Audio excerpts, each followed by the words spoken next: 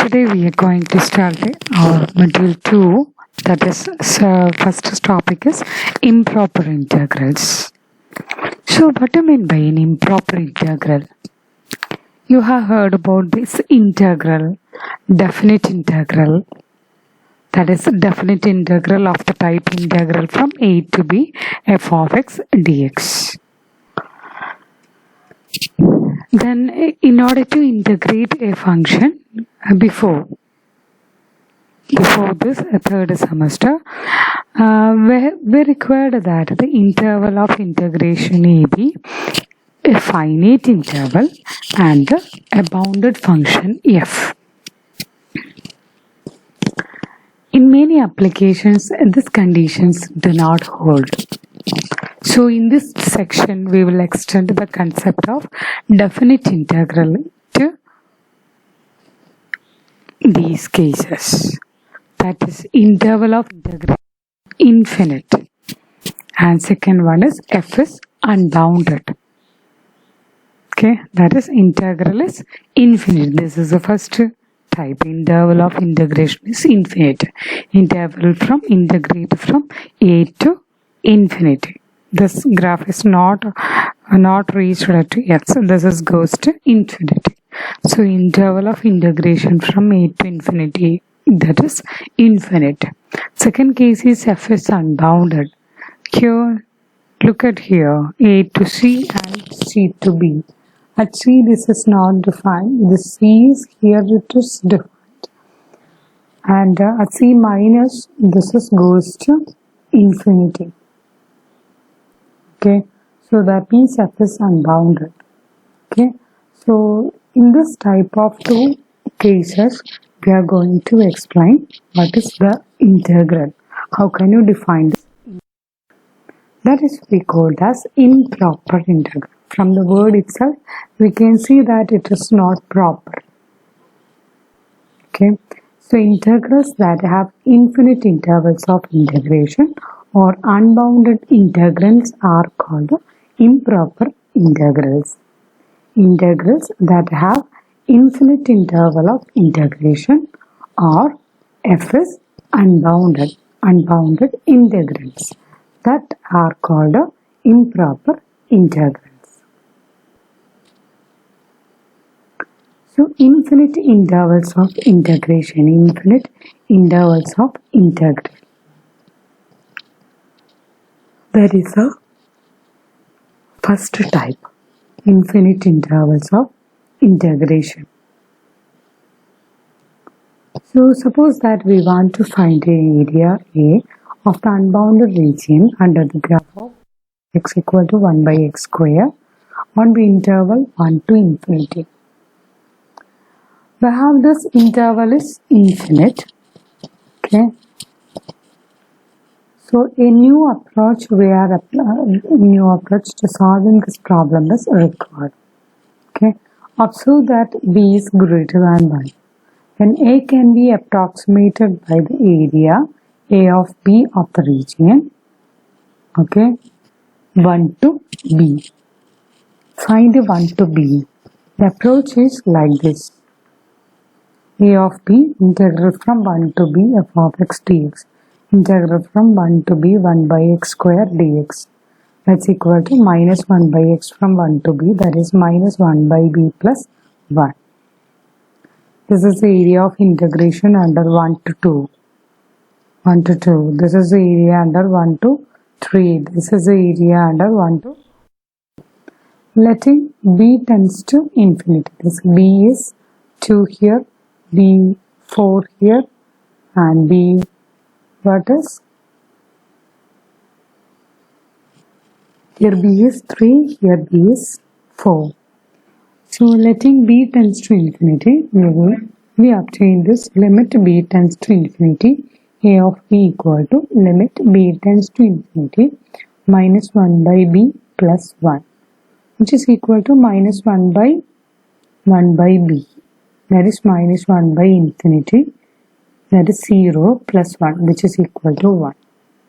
So this suggests that we define the area A to be 1 and we write it as A equal to integral 1 to infinity 1 by x square dx, which is equal to limit b tends to infinity integral 1 to b 1 by x square dx equal to 1.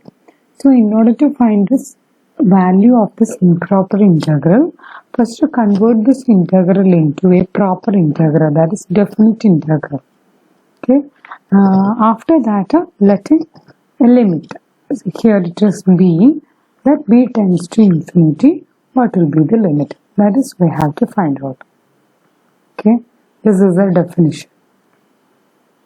If f is continuous function on a infinity, the integral from a to infinity f of x dx equal to limit b tends to infinity integral a to b f of x dx, provided that limit exists. Okay, provided that limit exists. And second one is, if f is continuous on minus infinity b, then integral minus infinity to b f of x dx equal to limit. In the place of this minus infinity, replace that by a value a to minus infinity a to b f of x dx. Then this integral is the definite integral. Letting a tends to minus infinity, that become improper integral. If f is continuous on minus infinity to infinity, then integral minus infinity to infinity f of x dx equal to integral minus infinity to c f of x dx plus integral c to infinity f of x dx. Where c is any real number, provided that both improper integrals on the right hand side exist. Next one, what do you mean by convergence and divergence in the case of an integral? Okay, so each improper integral in equation 1 or equation 2, equation 1 and equation 2 is convergent if the limit exists and divergent if the limit does not exist. If this limit exists, then we say that this is convergent. It is divergent if the limit does not exist. The improper integral on the left hand side in the equation 3 is convergent if both improper integrals are convergent, and divergent if one or both of the improper integral on right is divergent. Okay, if the two are convergent, then we say that this is convergent. If one of this is divergent, then this total is divergent. We can say this with an example. Evaluate integral 1 to infinity 1 by x dx. So what we have to do? We have to convert this infinity 1 to infinity. This is an indefinite integral. So this is limit b tends to infinity integral 1 to b 1 by x dx, which is equal to limit b tends to infinity log x 1 to b, that is b tends to infinity log b minus log 1, that's equal to b tends to infinity log b is infinity, this is 0, so this is equal to infinity. So the given limit does not exist, so the given improper integral is divergent. Okay. So what happened to integral 1 to infinity 1 by x square dx? Okay. In general, find the values of p for which, this is a bit important question, find the values of p for which integral 1 to infinity 1 by x raised to p dx is convergent. From the set of solution, I can write this as, here this is integral is divergent if p equal to 1. So assume p not equal to 1. P equal to 1, in the case we have seen from the example 1. So p not equal to 1, integral 1 to infinity x raised to p dx is equal to limit b tends to infinity 1 to b x raised to minus b dx. That is limit of b tends to infinity x raised to minus b plus 1 divided by minus b plus 1 from 1 to b is equal to 1 by 1 minus b into limit b tends to infinity 1 by b raised to p minus 1 minus 1. If p is less than 1, 1 minus p is greater than 0. So 1 by b raised to p minus 1 equal to limit b tends to infinity b raised to 1 minus p, which is equal to infinity. That is the integral diverges. If p less than 1, this interval, this tends to infinity. If p greater than 1, p minus 1 is greater than 0. So limit of b tends to infinity, this limit equal to 0. So this integral is converted into 1 by 1 minus, this tends to 0, so minus 1 by 1 minus p, that is 1 by 1 minus 1 by p minus 1. If p greater than 1, otherwise it diverges.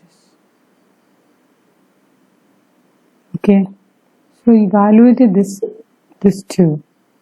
Integral minus 1 to infinity e raised to minus x dx, integral 0 to infinity cos x dx. We can do this in the next class. Okay.